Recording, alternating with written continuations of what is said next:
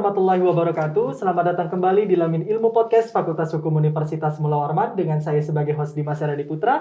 Di mana pada kesempatan kali ini Lamin Ilmu Podcast Fakultas Hukum Universitas Mula Warman mengangkat sebuah tema pengenalan budaya daerah Nusantara melalui program Jalur Rempah. Di mana pada kesempatan kali ini di studio Lamin Ilmu Podcast sudah kedatangan dua bintang tamu yang luar biasa yang mewakili Provinsi Kalimantan Timur dan Kalimantan Utara dan juga bagian dari mahasiswa Fakultas Hukum Universitas Mula Warman di program Jalur Rempah. Selamat datang Dede Wahyudi dan Badarudin. Oke, untuk mengenal lebih dalam nih supaya teman-teman pembelajar hukum semua kenal kedua sosok yang ada di studio Lamin Ilmu Podcast pada kali ini, bisa diperkenalkan diri terlebih dahulu nggak? Yang pertama bisa Dede Wahyudi. Oke, baik. Perkenalkan, nama saya Dede Wahyudi. Saya dari Fakultas Hukum Universitas Mula Warman, angkatan 2020. Kemarin mengikuti Jalur Rempah itu delegasi dari Provinsi Kalimantan Utara. Oke, angkatan 2020 ya. Silakan. Baik teman-teman, perkenalkan saya Badarudin, angkatan 2019 di Fakultas Hukum Universitas Mula Warman. Kalau delegasinya sendiri saya berasal dari Kalimantan Timur gitu. Oke, jadi berbeda delegasi, satu Kalimantan Utara, satu Kalimantan Utara, Kalimantan Timur, cuman satu fakultas. Satu Fakultas Hukum Universitas Mula Warman. Oke, untuk kita tahu nih mengenai jalur rempah nih. Jalur rempah. Bisa nggak sih kalian perkenalkan dulu ke teman-teman pembelajar hukum semua, entah nih bisa Dede atau Badarudin, memperkenalkan jalur rempah ini sebenarnya tuh apa sih? Gitu. Silakan. Baik, teman-teman, kalau mengenai jalur rempah itu sebenarnya sudah agak nggak asing lagi kita dengar kan.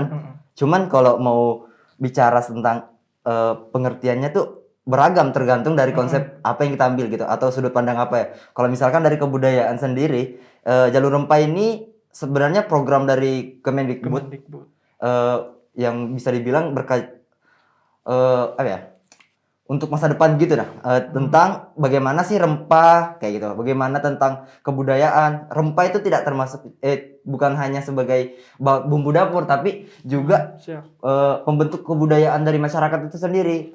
Contohnya di daerah-daerah tersebut ada yang menggunakan rempah sebagai ciri khas mereka kayak lulur Dayak dan lain sebagainya. Itu salah satu program dari jalur rempah sendiri. Oke, selain untuk memperkenalkan bahwa rempah itu tidak hanya digunakan sebagai bumbu dapur, terus juga sebagai pelengkap dapur lah. Tapi di sini kan kejayaan kita di Indonesia dulu bahwa rempah itu adalah salah satu komoditi utama negara kita hingga menarik penjajah untuk menjajah negeri kita gitu. Sehingga disinilah program Jalur Rempah dari Dirjen Kebudayaan dari Kemendikbudristek Dikti untuk mengembalikan lagi nih historikal mengenai jalur rempah. Nah, untuk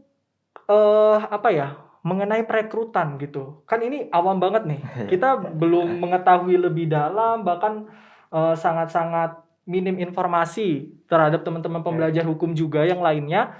Bisa dibagikan nggak sih apa saja mungkin syaratnya? Kalian tahu informasi itu pertama, ini dulu deh, tahu informasi itu pertama dari mana? Mungkin Dede dulu. Kemarin ya sempat ini juga sih sama senior gitu, dekat-dekat gitu kan. Pertama kali dapat info itu dari sebaran dari senior, karena mungkin beliau ada dapat info dari grup gitu, jadi beliau sebarkan ke saya, "Dek, ini loh ada kegiatan dari Kemendikbud, ini cocok nih buat kamu ikuti." Nah, dari situ saya coba searching lagi apa sih itu jalur rempah. Nah, setelah saya tahu kegiatan itu dari Kemendikbud, nah kemarin ikut seleksi lah di Kalimantan Utara. Oke. Kalau Badarudin sendiri tahu informasi pertama dari mana? Agak lucu juga. Soalnya lihatnya di TikTok ya. Okay. Ada selebgram gitu sih yang review tentang kayak kalau mau jalan-jalan gratis 13 provinsi, ayo ikut. Oh iya, saya udah lihat itu. Nah, itu dari situ. Cuman awalnya nggak nanggapin. Cuman kayak pada saat itu juga lagi sibuk UAS kan, karena semester 4 pada saat itu. Jadi kayak ya udah biarin aja dulu. Entah kenapa pas dekat-dekat waktu pendaftaran nih sudah mulai kayak coba aja kali ya kan, karena persyaratannya jujur aja juga lumayan persyaratannya. Nah, Kalau sistem tahapannya sendiri itu kemarin kami pengajuan CV, berkas dan sebagainya tuh dikirimkan ke nasional gitu. Iya. Jadi dari panitia nasional lah yang akan menseleksi tahap pertama. Jadi Iya. setelah kita dinyatakan lolos tahap pertama itu akan dikembalikan ke provinsi Provinsi masing-masing. masing-masing. Jadi provinsi masing-masing lah yang seleksi kita untuk selanjutnya. Kalau muatan seleksinya sendiri itu lumayan sih, ada tahapannya gitu. Karena awalnya kan ini pelayaran 13 provinsi nih. Jadi terus tuh kayak sudah harus wajib berenang, fisik. Jadi sebelum daftar juga itu kayak jogging tiap hari karena dari dipegang sama TNI juga kan. Jadi persiapannya juga lumayan kemarin untuk ini ada target tiap hari itu harus lari berapa kilo gitu. Karena persiapan kemarin gitu. Itu sih kalau awal daftarnya. Berarti kalian berdua ini mendapatkan informasi mengenai program jalur rempah ini di dua sisi yang berbeda. Yang satu dari relasi, yang satu dari media sosial, TikTok nih. Tapi saya memang ada lihat juga itu. Ada lihat cuman kayak beneran gitu. Cuman nggak tahu aja kalau itu memang program beneran gitu loh. Nah itu kamu memastikan nih kalau memang itu program beneran itu kamu kunjungi websitenya langsung lagi atau bagaimana sih? Itu awalnya juga mikirnya mungkin kalau percaya sih nggak percaya soalnya beberapa dari kegiatan kementerian memang ada yang seperti itu. Dulu ada KPN, Kapal Pemuda Nusantara. Dulu sempat lolos di seleksi provinsi, cuman kebetulan pada saat saya daftar kuliah gitu kan, jadi harus mengundurkan diri karena harus berbenturan sama verifikasi SN gitu nah. Jadi gitu. Tapi kalau masalah percaya atau tidak percaya memang percaya. Cuman untuk informasinya pada saat itu memang agak kurang karena linknya juga nggak disebar. Jadi saya tuh nanya, Kak, linknya gimana? Di komentar. Iya, nanti saya kirim deh ya. Oke lah. Untung direspon nih. Direspon gitu. Jadi dari situ memang karena memang kegiatannya juga ini bisa dibilang agak awal juga, memang teman-teman juga nggak kenal. Pada saat saya pasang di SW itu lolos sebagai delegasi dari Kalimantan Timur juga. Kegiatan apa gitu. Iya. Saya juga awalnya cuma kira kayak sejenis pelayaran gitu, keliling gitu. Ternyata enggak. Kita setelah masuk baru saya tahu kalau kegiatannya itu luar biasa, kayak tentang kebudayaan, bagaimana kita bisa mengangkat kebudayaan sendiri gitu. Jadi setiap bulan kita menghasilkan konten TikTok, itu dari Instagram, menghasilkan ngedit sendiri karena ada pelatihan ngeditnya juga karena posisinya kita agak dibilang magang lah, bisa dibilang magang selama 6 bulan ini menunggu pelayaran tersebut gitu. Oke, berarti di sini sebenarnya program utamanya adalah pelayaran gitu ya, pelayaran ke 13 provinsi yang mempunyai historical jalur rempah tersebut gitu. Nah, mungkin dari sudah mendapatkan informasi nih dari Dede tadi kan udah dapat informasi dari relasi, udah mengkonfirmasi, mengunjungi website, mendapatkan informasi lebih mendalam. Apa sih yang memotivasi Dede sendiri untuk kayak oke, aku mau ikut nih? Oke. Pertama itu kenapa saya tertarik ikut jalur rempah? Karena di situ ada namanya Muhibah Budaya dan Festival Jalur Rempah. Nah, saya tertarik di budayanya sebenarnya. Nah, kalau melihat realitas sekarang sih nggak bisa kita pungkiri juga ya. Mungkin kalau di daerah saya banyak teman-teman yang peduli terhadap lingkungan itu tingkat kesadarannya masih kita bilang kurang lah. Karena mungkin ada beberapa faktor yang mempengaruhi kenapa kita teman-teman sebagai generasi muda ini nggak begitu terlalu peduli dengan budaya kita sendiri. Nah dari sinilah saya termotivasi, kalau bukan saya siapa lagi gitu. Nah jadi di situ sih faktor utama faktor utamanya itu di budaya sih sebenarnya. Di situ dari segi budaya. Karena saya tahu sendiri Dede Wahyudi ini saya kenal sama kamu itu gara-gara ada salah satu perintah dosen untuk mencari seseorang yang bisa memainkan alat musik tradisional. Nah, salah satunya adalah sape nih. Jadi kan membawa budaya daerah istilahnya di ruang lingkup nasional nih.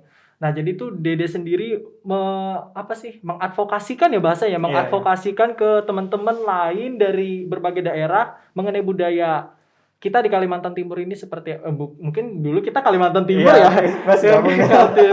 Kaltim dan Kaltara ini 11-12 nih. Jadi gimana sih sebenarnya kamu mengadvokasikan itu, memperkenalkan bahwa karena kan stereotip orang Jawa mungkin di luar Pulau Kalimantan menganggap bahwa Kalimantan itu masih hutan banget, Iya, hutan banget. rimba banget gitu. Padahal enggak gitu. Nah, itu Iya. kamu gimana sih memberikan masukan gitu ke sana?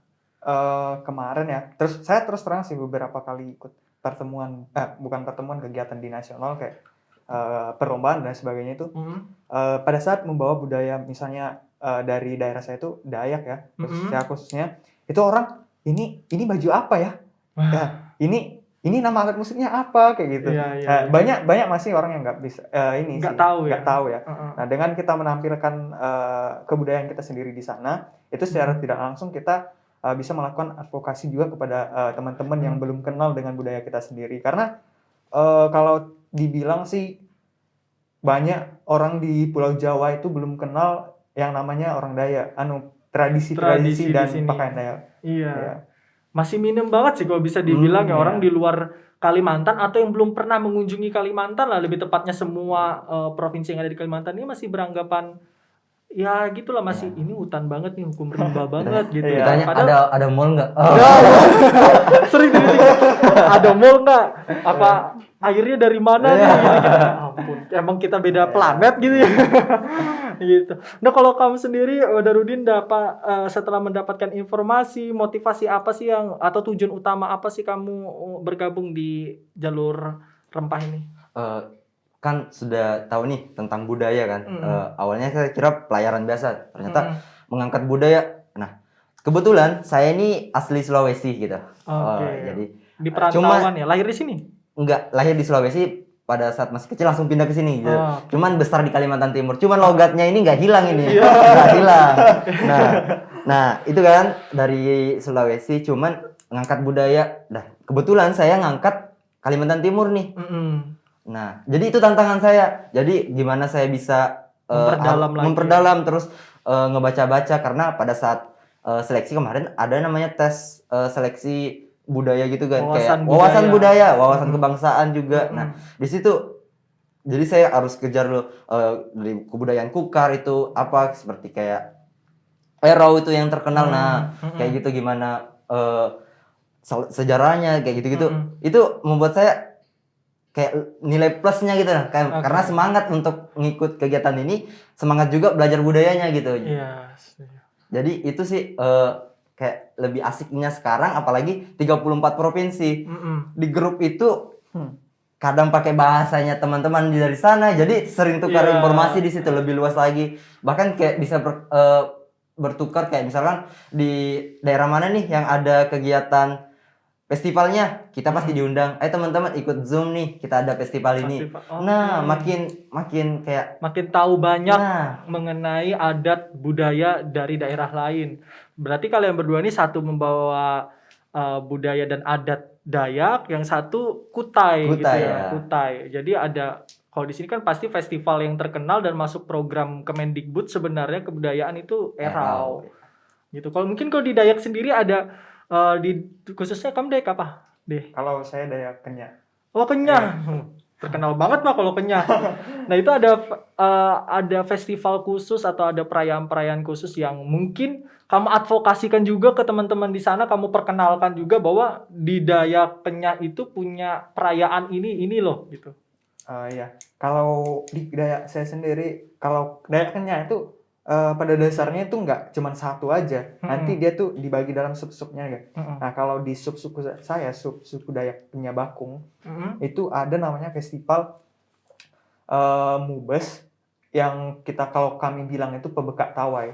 Nah, di Pebekak Tawai ini semua Dayak sub-suku Kenyah, Lepok Bakung khususnya itu kumpul di suatu desa. Nanti ada kayak misalkan nanti panitia di situ menentukan di mana tempatnya nanti di kampung suku Dayak Kenyah Lepok Bakung. Nah, di situ nanti dikumpulkan semua suku Dayak Kenyah Lepok Bakung. Nah, dari festival ini banyak sih kegiatan-kegiatan kebudayaan yang dilakukan. Misalnya tari-tarian, perlombaan musik tradisional. Terus ada pokoknya nyanyian-nyanyian tradisional. Mungkin kalau di generasi saya banyak yang nggak tahu. Nah, itu tuh yang patut kita cari tahu lagi, yang seperti itu. Nanti kalau misalnya nggak ada yang meneruskan kembali, kalau punah, itu kan PR banget nih untuk kita semua gitu loh, penerus-penerusnya. untuk meneruskan kembali agar tidak punah. Nah ini kan kalian sudah tahu informasinya, tahu apa advokasi yang kalian bawa ke ruang lingkup nasional. Terus apa sih ya? Maksudnya tuh syarat-syarat yang harus dipenuhi kalian untuk mendaftar. Saya tadi dengar sebelumnya ada dari nasional dulu, dari nasional dilimpahkan lagi ke daerah. Dari daerah itu gimana lagi? Sistematisnya itu gimana sih? Biar teman-teman pembelajar hukum semua itu tahu sistematisnya. Karena kan kalau kita sudah tahu dari orang yang berpengalaman sebelumnya kan jadi lebih enak gitu loh. Itu sistematisnya gimana sih? Itu kan awalnya kan ngirim nih berkas kan tadi yang sudah saya jelaskan tuh. Awalnya tuh masuk grup tiba-tiba kan. Karena kayak sudahlah ngirim, lolos nggak lolos itu urusan belakang lah, urusan belakang. Lolos terus tuh dapat grup Muhibah Budaya Jalur Rempah. Saya ngira itu grup untuk nasional. Ternyata itu masih grup untuk Kaltim. Ternyata peminat dari Kaltim juga luar biasa. Teman-teman dari Berau, dari kemarin berapa banyak tuh yang dari Kaltim? Ada di atas 50-an, di atas 50-an yang lolos berkas. Tapi teman-teman yang nggak lolos berkas di nasional juga sepertinya ada. Saya DM-an gitu. Saya nanya nggak masuk grup gitu. Katanya nggak diinfokan berarti otomatis tidak lolos untuk tahap verifikasi berkas gitu. Jadi tahapannya seperti itu. Kita setiap daerah sih beda-beda. Ada yang offline bahkan ada yang online karena posisinya pada saat itu memang agak puncak pandemi. Pada saat bulan tujuan menjelang bulan Juli Agustus ya. Ya, itu awal-awal ini pandemi lagi naik lagi tuh. Nah, kemarin kalau dari ini kita memang fokusannya tuh wawasan kebudayaan, kebangsaan, terus tuh daerah-daerah gitu. Nah, jadi sampai tadi yang saya bilang agak tantangannya Kalimantan Timur, bahkan se-Kalimantan ini kami kan ada tugas juga kemarin, tugas kelompok antar Borneo gitu, antar Borneo. Kita tuh kesulitan mencari rempah asli Kalimantan Timur. Itu PR besar kita karena yang lolos untuk sebagai daerah rempah itu cuma Banjarmasin ya, Kalimantan Selatan gitu. Jadi bisa dibilang kayak Kalimantan nih apa gitu, baru nyari-nyari. Nah, hasil pencarian kita kemarin untuk dibawa ke ini seleksi saya itu kemarin rempah lada. Saya sampai ke desa-desa itu nyari lada ini. Nah, saya wawancarai masyarakat, wawancarai gimana sih ladanya, dari mana kayak gitu-gitu. Ternyata pas saya balik, saya buka-buka jurnal, itu ada jurnal yang dimuat juga dari Universitas Mula Warman juga tentang rempah ini, dan ternyata rempah merica itu sudah diakui di Indonesia, punya Kemenkumham sudah diakui gitu, punya kayak kopi Toraja, berarti asal dari Toraja gitu. Nah, sedangkan kalau kalau lada itu lada Melonan 1 itu punya Kalimantan Timur. Itu sudah diakui, punya sertifikatnya. Nah, di situ saya baru tahu juga. Nah, kemarin saya ngangkat itu karena kita kan orang hukum. Jadi ya udah kita dari segi hukumnya gimana sih tentang pengakuan kebudayaan, gimana sistem budaya itu bisa diakui, bagaimana rempah itu bisa diakui kayak gitu. Oke, nanti saya kulik lebih dalam lagi mengenai background kalian yang anak hukum tapi bisa tergabung di sini. Tapi saya mau tanya ke Dede lagi gitu mengenai ini sistematisnya di Dede sendiri kan tadi kalau kita lihat dari segi Kalimantan Timur kan tadi kesusahan nih. Tantangannya itu kesusahan menemukan kalau bisa dibilang tuh komoditi utama di satu daerah atau provinsi terhadap rempah khususnya gitu. Nah, kalau di Dede sendiri pada saat mendaftar itu tuh apa? Mungkin kalau untuk sistematis dulu ya, yang pertama itu sama sih sebenarnya mekanismenya itu sama. Kita daftar dulu di link, nanti yang di pusat itu seleksi ini berkas kita, nanti dari pusat mendelegasikan ke daerah masing-masing. Nah, kemarin juga sih kalau di Kaltara sendiri nggak terlalu banyak ya, mungkin sekitar 20-an orang kalau nggak salah itu di grup yang ikut seleksi di provinsi. Nah, mungkin kalau untuk kami yang dari Kalimantan Utara, mungkin hambatannya ya kita juga agak bingung sih sebenarnya yang menjadi ciri khas Kaltara itu apa rempahnya. Nah, kalau dilihat di Kaltara itu secara keseluruhan itu secara umum itu ada semua rempah-rempah di situ. Rempah-rempahnya lengkap ya. Jadi rempah umum. Rempah umum. Iya. Kalau yang saya tahu yang mungkin yang dari turun temurun ya, saya sempat tanyain kakek saya juga. Beliau bilang kalau di saya itu ada namanya eh apa ya namanya? Kalau bahasa Indonesia itu dibilang ini sasa. Kalau di Dayak saya bilang bekai. Nah, Aduh. Micin. ya Oh. micin. Ya, micin. Oh, micin. Micin. Kamu Sasa itu nyebut merek. produk. Iya. Iya kan? Sorry. Nah, Doa apa iklan. Ya, sejenis micin. Heeh. Cuman dia itu dari tumbuh-tumbuhan dia, sejenis daun. Oh, Cuman itu alami. digantikan sebagai pengganti Penyedap rasa. Oh, penyedap rasa. gitu. Oke. Itu sih yang saya tahu sekarang itu. Cuman masih banyak beberapa yang perlu kami ini lagi sih, ulas kembali, gali lagi kayak gitu. Oke. Apa yang jadi ciri khas. Berarti kalau dari sistematis kalian daftar dulu secara link senasional, dilimpahkan kembali ke daerah menseleksi kembali dengan melihat potensi dan value kalian masing-masing, apa yang kalian tawarkan. Tadi juga kendalanya mengenai komoditi utama di setiap daerah mengenai rempah ini. Nah, apakah daerah sendiri kalian kan berada di maksudnya seleksi di ruang lingkup daerah nih. Apakah ada effort lebih dari pemerintah daerah bahwa memperkenalkan sebenarnya kita punya ini loh, kita punya rempah A, kita punya rempah B, rempah C itu ada atau tidak? Atau mereka juga pada saat mengetahui program ini hendak kalian juga ada memberikan istilahnya tuh masukan juga ke pemerintah untuk ayo kita kembangkan lagi nih, kita fokuskan lagi nih, kita berikan perhatian lebih nih. Nah itu gimana? Apakah ada gitu? Kalau gini, bukan yang saya tadi bilang bingung gitu. Sebenarnya bukan saya sebagai peserta aja yang bingung. Ya, Dari pemerintah provinsi juga bingung. Iya, bingung ya. Bahkan karena mereka menganggap ini cuma sebagai pelayaran biasa gitu awalnya. Dan saya sering nanya, diskusikan sama bidang kebudayaan kan, nanya bagaimana sih Bu rempah sendiri di Kalimantan Timur. Nah, mereka juga bertanya-tanya. Bahkan saya yang pertama kali nyodorkan ini Bu, hasil survei saya di lapangan di desa ini. Iya. Dia juga kaget, oh ternyata sudah ada ya. Nah itu baru juga. Kalau supportnya sih sejauh ini mensupport kalau ada kegiatan-kegiatan kami, kalau ke nasional kemarin kayak pembekalan dan sebagainya itu mensupport kayak gitu. Tapi dari pemerintah daerah sendiri juga baru istilahnya baru aware sekarang pada saat ada program kalian ini. Yeah. Kalau dari Kaltara sendiri apakah sama? Kalau Kaltara sendiri sih terus terang kami juga agak bingung sebenarnya. Apa sih yang menjadi dari ciri khas. Cuman kalau berbicara masalah budaya itu Kalimantan Utara itu ada ciri khasnya juga kayak gitu. Tapi kalau dari segi budaya pasti setiap daerah punya kekhususannya masing-masing, ciri khas masing-masing. Cuman kalau dari segi rempah mungkin ibaratnya itu kayak komoditi utama untuk itu bisa jadi pasokan utama ekonomi masyarakat juga gitu loh. Kalau misalnya pemerintah bisa aware lagi dengan ini. Betul. Loh. Ya kan? Hasil kemarin aja dari survei saya itu semakin wawancarakan semakin sama masyarakat tuh semakin tahun itu lahan untuk lada merica itu sudah semakin berkurang. Satu itu masyarakat tuh banyak yang menjual lada tanahnya mereka untuk tambang salah satunya. Karena di sini kan terkenal tambang tuh. Ya. Terus tuh mereka juga menganggap bahwa lada sudah pamornya agak turun atau bagaimana, itu mereka mengganti ke sawit kayak gitu. Jadi itu tantangannya. Jadi bisa dibilang menurun lah untuk hasil ladanya di Muara Badak sendiri. Gitu.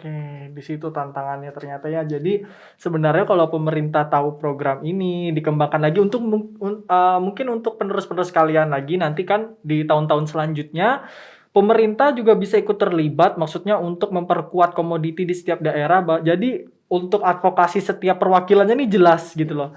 Selain juga kalau tadi saya dengar dari Badarudin sendiri kan ada survei sendiri gitu loh. Nah itu lebih bagus lagi kalau kalian ada survei sendiri nih teman-teman pembelajar hukum semua juga perlu disupport sama pemerintah supaya advokasi yang dibawa setiap perwakilan provinsi ini jelas dan tepat gitu.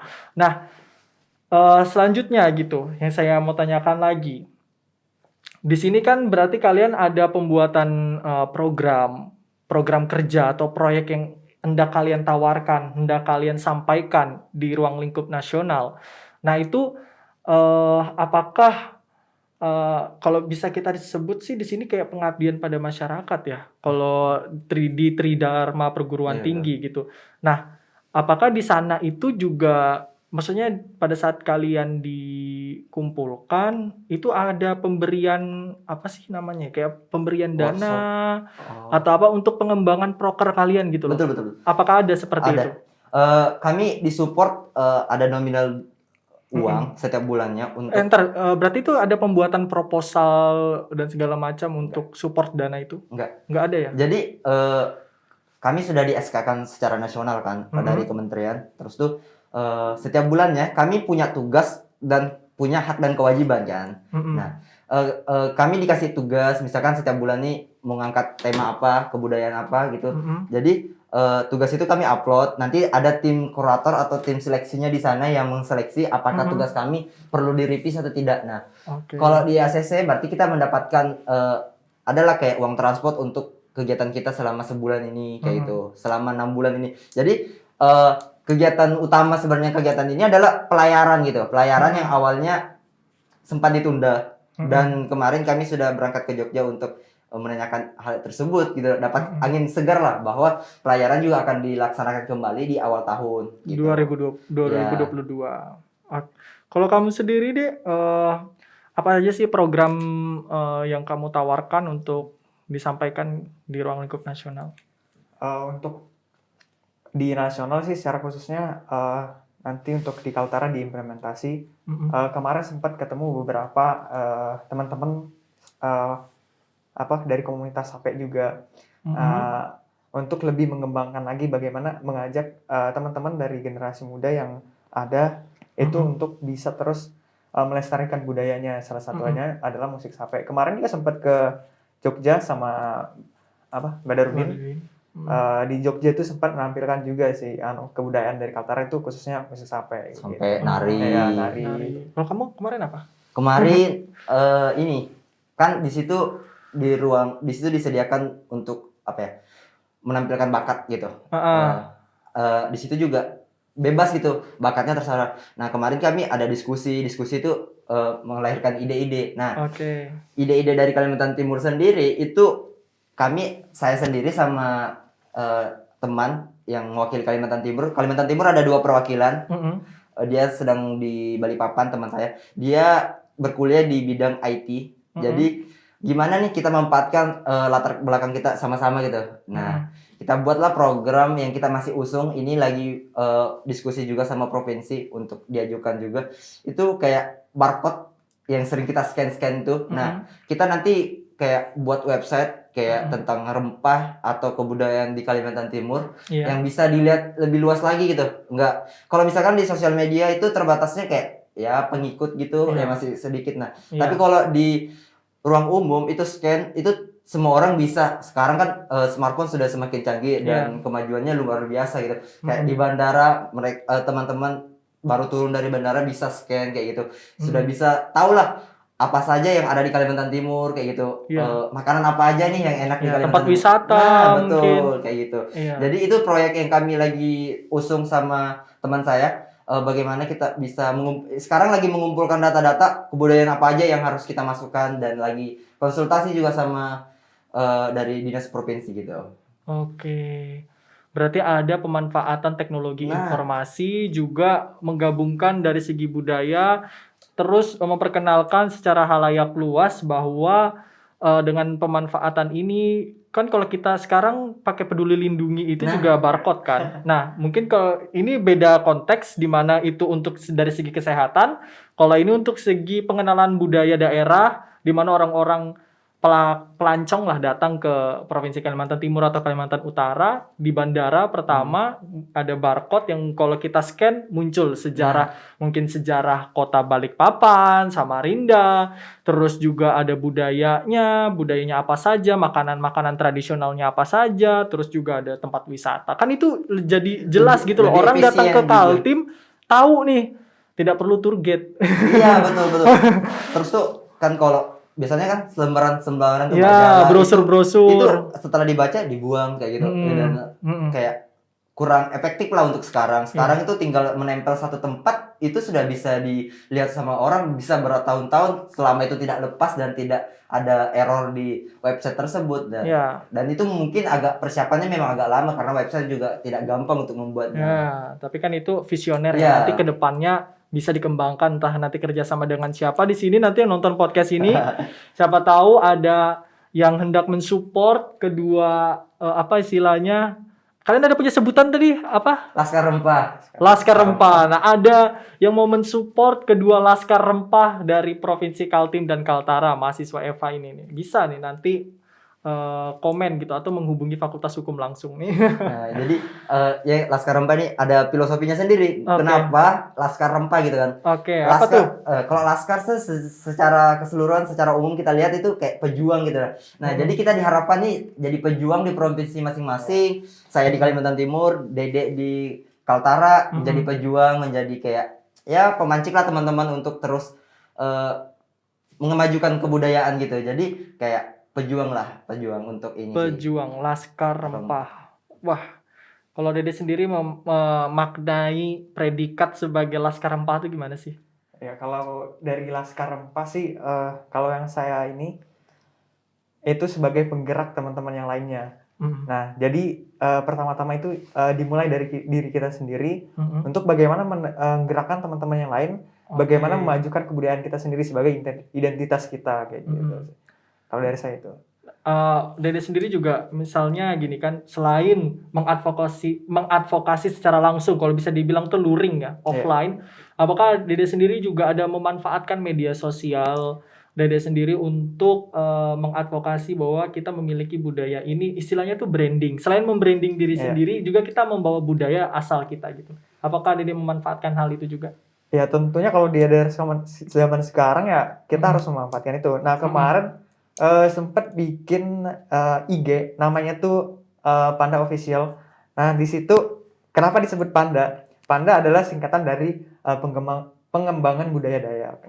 Nah di situ nanti kalau untuk saat ini belum terlalu aktif ya di media sosial, cuman di situ nanti kedepannya kepengen dari akun ini bisa memperkenalkan budaya lagi kayak gitu, bisa membangun branding juga kayak gitu. Bagaimana budaya yang ada di Indonesia di Kalimantan Utara itu bisa kita masukkan di situ. Ya. Oh ya, saya pengen tahu nih secara personal mungkin Dede kan tadi di sana ada salah satu program yang unjuk bakat ya. Nah, Dede sendiri menampilkan tarian dan alat musik tradisional sape gitu. Nah, kalau boleh tahu sih Dede sendiri mempelajari kebudayaan adat tradisional itu tuh dari siapa sih? Apakah ada ikut private les gitu maksudnya atau memang bisa karena keluarga gitu? Mungkin karena faktor lingkungan juga kali ya. Karena saya dulunya dari kecil itu tinggalnya di desa. Jadi biasanya anak-anak di desa kan identik dengan hal-hal yang tradisional gitu. Nah, di desa itu saya mulai belajar itu khususnya di tari yang pertama yang saya pelajari itu ada kejadian lucu juga sebenarnya. Jadi pertama saya nari itu pas saya dalam keadaan sakit demam, jadi agak oleng-oleng gitu kan. Nah jadi ibu saya ini suruh saya nari, gerak-gerak lah kamu supaya keringat gitu. Setelah saya nari keringat langsung sembuh. Cari keringat. Iya. Nah dari situ diajarilah sama orang tua. Kebetulan background orang tua juga penari dari kakek, nenek gitu penari. Nah, seiring berjalannya waktu terus belajar dan ikut beberapa kayak perlombaan gitu. Nah, itulah bisa menjadi sampai sekarang bisa menampilkan passion gitu. Passion saya seperti itu. Kalau untuk sape sendiri beberapa waktu yang lalu sempat ditentang juga sama keluarga. Kenapa harus main sape? Kenapa tuh? Nah, alasan orang tua tuh karena kepengen ya mungkin takut nanti terlena dengan sape, nggak kurus pendidikannya gitu mungkin. Nah dari situ kan sempat ditentang pertamanya, cuman karena saya juga kepengen belajar itu sape. Nah saya ambillah sape kakek saya itu yang tradisional, saya pinjam bawa ke tempat pendidikan kan. Saya kalau di kampung kan nggak bisa belajar lah kalau misalnya ke tempat pendidikan. Nah di situ saya belajar sendiri. lihat YouTube dulu, dengar Wah, lagunya. otodidak. Iya, otodidak main sendiri. Pertama ya agak kaku sebenarnya. Iya. Nah, tapi lama-kelamaan dengan proses belajar kayak gitu, dengan niat juga kan, lama-kelamaan juga bisa kayak gitu. Wah, luar biasa. Kalau saya lihat ya bincang-bincang berdua sama kalian ini punya kelebihan di porsi kalian masing-masing. Saya bisa ngebaca itu dan mungkin teman-teman pembelajar hukum semua juga bisa ngelihat ya, tidak bisa menilai maksudnya bahwa kalian itu nanti pada saat ini tahun-tahun selanjutnya kalian punya value di mana, punya kelebihan di mana yang di situ kalian bisa kembangkan, bisa nih ikut program jalur rempah ini ke depannya menggantikan apa tadi sebutannya kalian? Laskar Laskar. Rempah. Laskar Rempah. Dan sebagai duta budaya rempah juga di provinsi Provinsi. masing-masing. Duta Budaya Rempah di Provinsi Kalimantan Timur. Kalau di Kaltara sendiri disebutnya sama? Sama semua. Sama. Kalau dari saya sih duta budaya juga sih. Duta Budaya. Ya sih. Memang luar biasa. Dan kenalnya juga ini kan sebenarnya beda angkatan kan di Fakultas Iya. Hukumnya beda. Kami kenalnya juga di Zoom, di link Zoom. Terus sama-sama perkenalkan kampus lah. Ternyata wih, sama dari Universitas Mula Warman ternyata. Dan satu fakultas juga. Nah, Dan kemarin lumayan akrabnya sudah di pas berangkat ke Jogja nih. Berangkat ke Jogja. Kebetulan pada saat perayaan Sumpah Pemuda ya. Iya. oh 28 Ya, Oktober. jadi kami berangkat ke sana deklarasi gitu, sama kayak Sumpah Pemuda punya deklarasinya gitu. Kita punya deklarasi sendiri bagaimana kita konsisten untuk memajukan kebudayaan rempah ini sendiri gitu. Oke. Jadi 34 provinsi berangkat ke Jogja, sama-sama kita komitmen untuk terus bersinergi lah untuk membuat kayak apa ya? Membuat Suatu karya-karya komitmen. baru gitu, berdiskusi tentang kebudayaan. Dan tentang kebudayaan tuh kayak nggak ada matinya, nggak ada apa ya, nggak ada habis pembahasannya, karena bisa dibilang kita habis bahas Kalimantan Timur, besok pagi kita bahas budaya apa lagi kan, Budaya lain. dari Bali, dari dan sebagainya. Itu serunya sih di grup itu, kayak bercanda-bercandanya tentang kebudayaan juga, balas-balasan pantun dan sebagainya. Wah. Iya. Berarti itu bagian dari program jika terlibat sebagai Laskar Rempah di program Jalur Rempah gitu. Nah, berarti kan program kalau saya dengar sepanjang pembahasan tadi bahwa program utamanya adalah pelayaran di 13 provinsi dari jalur historical rempah ini. Tapi kalau didengar lagi tadi kalian ada ke Jogja bertepatan dengan Sumpah Pemuda, apakah itu bagian dari program utama jalur rempah ini atau bagaimana? Karena tadi saya tahu belum terjalan atau terrealisasikan ya yang apa tuh pelayaran tersebut. Oh, iya. Kalau pelayaran sih kemarin saya ingatnya tuh di bulan 8, bulan 9, bulan 10 ya. Akhir bulan 8 gitu. Akhir bulan 8 itu sudah pemberangkatan pertama, karena posisinya tuh berbeda-beda misalnya kan setiap provinsi ada 5 nih. Dibagi ke 13 provinsi itu, jadi ada tempatnya masing-masing dan beda berangkatannya. Nah, itu di bulan 8 gitu nah. Cuman karena pandemi pada saat itu tidak memungkinkan, bahkan sudah teman-teman yang untuk pemberangkatan pertama itu sudah keluar tanggal untuk berangkat hari apa dan sebagainya. Tiba-tiba dibatalkan karena memang mengingat lonjakan kasus. Nah, betul.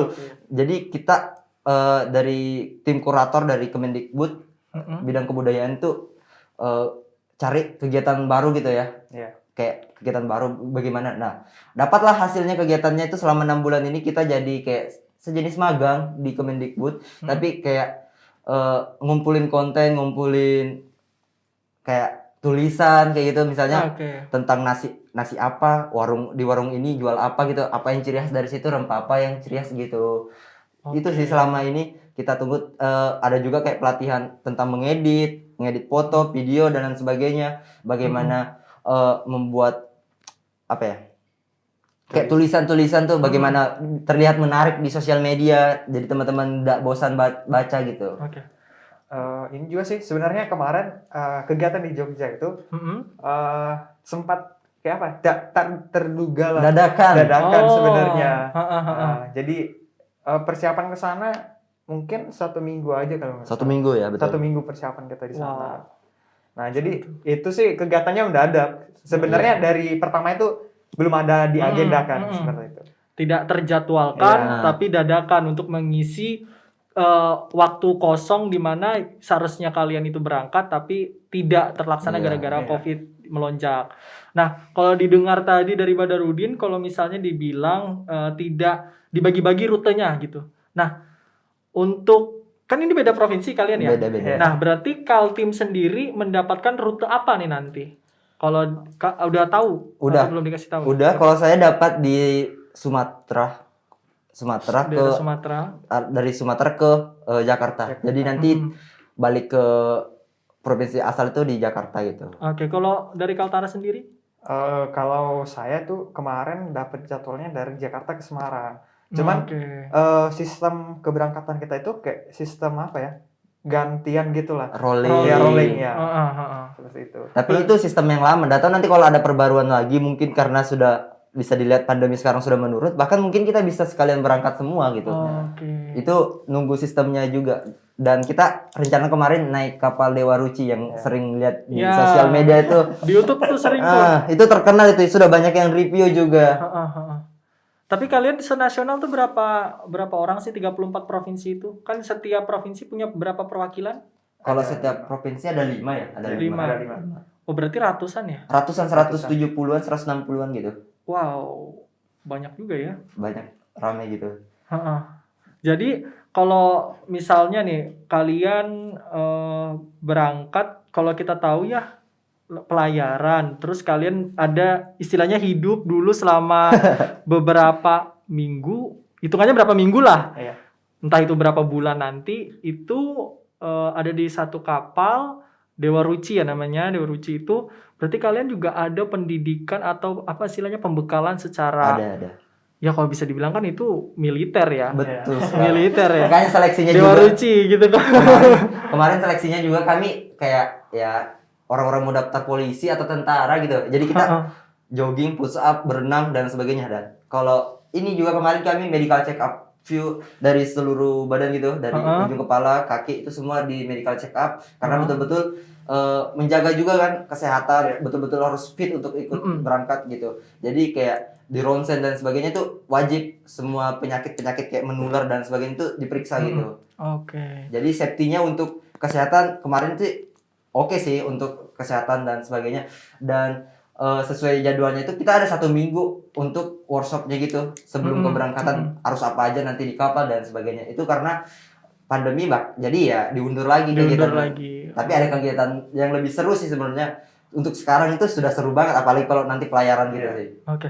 Kalau saya boleh tahu dari Dede sendiri itu kan ini apa ya? Ada pembekalan pada saat sebelum kalian naik atau berlayar lah. Iya. Nah, berlayar itu apakah yang melatih itu yang memberikan pembekalan itu adalah dari pemerintah provinsi atau senasional gitu? Kalian dikumpulkan dulu gitu misalnya di satu tempat atau sendiri-sendiri di daerah masing-masing? Kalau ini ya tentu kalau di provinsi tentu itu harus ada sebenarnya. Kita dari provinsi dulu pembekalan sama teman-teman semua delegasi gitu sebelum berangkat ke nasional. Nah kemarin sempat ada agenda mau ada pembekalan di provinsi, cuman gara-gara ditunda jadi nggak jadi pembekalannya. Nah nanti setelah provinsi pasti sebelum kita berlayar lagi nanti ada pembekalan dari pusatnya. Gimana apa yang perlu kita perhatikan di kapal dan sebagainya tuh.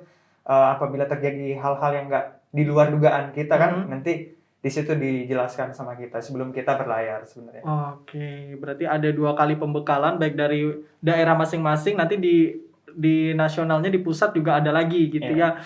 Nah terus mungkin biar teman-teman pembelajar hukum semua tahu, kita perlu tahu nih apa aja sih benefit menjadi bagian dari Laskar Rempah nih di program Jalur Rempah ini. Apa aja sih benefitnya biar tertarik banget nih. Betul. Apa aja nih? Mungkin dari Badarudin dulu pertama nih. Kalau saya secara pribadi ya, relasi kita enggak nyangka juga bisa berteman sama dari 34 provinsi, betul-betul 34 provinsi kita bisa akrab gitu, kayak punya keluarga baru, bisa berdiskusi bareng gitu tentang kebudayaan. Terus tuh juga ditawarkan dari Kemendikbud juga ada beasiswa untuk teman-teman sebagai pelaku budaya gitu. Jadi teman-teman bahkan S3 kami ini untuk khusus jalur rempah sendiri itu ada. Wah, Disupport dari besar banget nih Iya. benefitnya nih. Iya. Aduh, Bahkan rugi saya di tuh. grup itu sering ditawarin siapa yang sampai S3 itu mau Iya. ngambil itu ada. luar biasa nih. Kok dari Dede sendiri? Benefitnya itu tentu banyak ya, salah satu sudah dijelaskan sama Badar. Heeh. Kalau dari saya sendiri secara pribadi, ini kemarin ada beberapa pembekalan yang mungkin belum saya dapatkan gitu. Nah, jadi dari program jalur rempah ini secara tidak langsung meningkatkan soft skill kita lah sebagai generasi muda. Dimana kemarin ada pelatihan tentang edit video, bikin tulisan itu bagaimana, apa yang perlu diperhatikan, terus bagaimana kita mengambil foto sebagai seorang videografer nantinya gitu. Nah, kalau masalah relasi sih itu nggak bisa kita pungkiri ya, karena kita juga berteman dengan teman-teman yang ada di seluruh Indonesia tuh menjadi suatu kebanggaan yang apa ya, yang nggak bisa kita pungkiri lah. Iya. Dari segi relasi didapatkan, dari segi scholarship ya, apa tuh namanya nih? Apa nih bahasa Indonesia yang tiba-tiba saya lupa. Scholarship lah. Nah, terus juga dari apa nih namanya? Tadi Dede sebut apa tadi ya? Soft skill itu. Iya, soft skill dari pembekalan gitu yang didapatkan itu adalah sesuatu pengalaman yang luar biasa dan tidak tergantikan. Nah, mungkin nih biar teman-teman pembelajar hukum semua juga tahu bahwa di sini background kalian itu adalah anak hukum. Anak fakultas hukum. Terus kalau misalnya dilihat dari program yang dijalankan dan digaungkan oleh jalur rempah ini adalah diplomasi kebudayaan di setiap daerah. Nah, apa kendala khusus atau tantangan yang kalian hadapi sebagai kalian backgroundnya anak hukum juga membawa daerah kalian itu sendiri? Karena kan ini bisa aja identik dengan mahasiswa dari fakultas ilmu budaya gitu. Ya, betul. Nah ya kan pasti kalau misalnya itu bersaing di daerah aja itu kan udah cukup berat nih. Apa sih yang value lebih yang kalian tawarkan? Mungkin aja kan nanti nih ada yang dari FOB, Fakultas Ekonomi Bisnis, Teknik, yang lainnya atau dari hukum lagi nih. Nah itu apa sih value lebih yang bisa kalian tawarkan? Kemarin tuh mungkin salah satu penunjang saya untuk bisa lolos karena saya sering ikut kegiatan organisasi kayak tentang sosial gitu. Kemarin saya aktif di ini pada saat pandemi, gimana teman-teman dari desa-desa kecil itu untuk tetap bersekolah karena keterbatasan online. Jadi teman-teman kita berangkat untuk kegiatan tersebut kayak gitu-gitu, sering lah intinya kegiatan kayak gitu, pengembangan desa. Nah, dan itu yang saya tawarkan kemarin untuk untuk di provinsi sendiri. Ini bisa saya salurkan gitu. Banyak teman-teman kayak ikut kegiatan, tapi mereka nggak bisa menyalurkan kegiatan tersebut kemana gitu. Dan menurut saya salah satu yang bisa menunjang itu adalah ini sebenarnya organisasi. Organisasi itu kita bisa ke sekolah-sekolah, bagaimana bisa menyalurkan tentang kebudayaan, khususnya jalur rempah dan sebagainya. Itu kemarin kita ada menanam tanaman obat, itu kan termasuk rempah juga tuh yang sering dipakai itu, kunyit dan sebagainya itu. Nah, kalau berbicara tentang masalah latar belakang saya sebagai hukum, nah itu tadi saya jelaskan, saya lebih tertarik gimana sih pengaturan ini, pengakuannya, karena pada dasarnya kebudayaan itu ada tahapannya sendiri pengakuannya, mulai dari provinsi dari kabupaten, nanti menetapkan kabupaten, naik ke provinsi menetapkan ke nasional. Nah, nasional nanti diajukanlah ke UNESCO dan sebagainya. Nah, untuk jalur rempah sendiri, ini goals utamanya, jalur rempah itu sebagai warisan budaya dunia di UNESCO diakui gitu. Jadi, akhir periode kegiatan ini nanti di 2024 bagaimana kegiatan jalur rempah ini bisa tembus di UNESCO gitu. Nah, itu harapan terbesar kita, bagaimana kita ini punya sistem gitu, sistem yang terbangun dari zaman dahulu, bahkan sistemnya bisa menandingi jalur sutra gitu. Bagaimana jalur sutra menurut saya terbentuk juga karena jalur rempah. Bagaimana jalur sutra itu bisa berjalan ya karena rempah-rempah perdagangan kayak gitu. Dan penjajah juga datang ke Indonesia itu karena gara-gara rempah kayak gitu. Itu sih yang menjadi latar belakang saya sebagai fakultas hukum gitu. Oke, berarti sebenarnya kalau bisa dilihat jalur rempah ini goals utamanya itu adalah untuk mendapatkan suatu pengakuan budaya, baik di daerah itu ada pengakuan sendiri, penetapan sendiri dari kabupaten kota, provinsi hingga nasional hendak menetapkan lagi secara internasional untuk mendapatkan label World Heritage ya gitu. Nah, kalau dari Dede sendiri itu gimana? Ya kalau dari saya sendiri sih kalau saya lihat kegiatan jalur rempah ini sendiri itu nggak hanya berfokus di rempah gitu. Cuman kita juga ada fokusannya ke budaya. Nah kemarin ya kebetulan juga sempat kayak ikut beberapa kegiatan kayak misalkan perlombaan dan sebagainya kan. Itu juga bisa membangun branding kita lah untuk masuk sebagai delegasi dari Laskar Rempah. Nah kemarin kan kebetulan ada tuh ditanya-tanya pas seleksi, kamu ini anak hukum, nanti mau bawa apa ke sana? Iya. Bisa jadi pertanyaan besar itu. Benar-benar. Kebetulan Pak saya bisa main beberapa alat musik tradisional gitu. Nah bisa ada bakat nari juga Pak gitu kan. Nah jadi itu sih yang kemarin juga dipertanyakan kenapa anak hukum ini mau masuk jalur rempah kayak gitu. Gini. Di nasional sendiri itu kan kenalan nih jurusan dari mana, maksudnya universitas. Ternyata fakultas hukum juga mendominasi, bahkan lebih dari 5 peserta itu dari fakultas hukum gitu. Jadi latar belakang sebenarnya itu tidak jadi penghalang untuk apalagi tentang kebudayaan. Sebenarnya kebudayaan itu tumbuh di lingkungan kita. Jadi untuk mengangkatnya itu sebenarnya susah-susah gampang, tergantung dari kita sendiri bagaimana kita menyadari bahwa kebudayaan ini menjadi milik kita. Ketika kita sudah menganggap ini menjadi milik kita, itu sudah kayak mau menjaga dan jangan sampai direbut bahkan hilang gitu. Gitu. Jangan sampai punah itu ya, itu aja. Nanti jadi sejarah aja gitu, kita nggak bisa ngelihat lagi wujud dari budaya dan adat tersebut seperti apa. Nah di situ poin utamanya. Nah terus nih mungkin bisa jadi pertanyaan terakhir nih di sesi kita, di episode kita kali ini. Apa sih masukan dari kalian atau istilahnya itu ujengan kali ya, ujengan untuk teman-teman pembelajar hukum semua yang mau mendaftar menjadi Laskar Rempah di program jalur rempah ke depannya di tahun selanjutnya gitu. Mungkin dari Badarudin sendiri? Kalau dari saya sendiri, mungkin kalau jangan berpatokan ke Laskar Rempah aja sebenarnya. Karena di Kemendikbud itu banyak kegiatannya gitu. Ada kegiatan kayak festival budaya dan sebagainya, ada pekan budaya nasional, itu banyak kegiatannya. Jangan berpatokan di satu kegiatan ini. Tapi untuk mempersiapkan itu tentunya tentang kayak mendalami rempah-rempah dan sebagainya.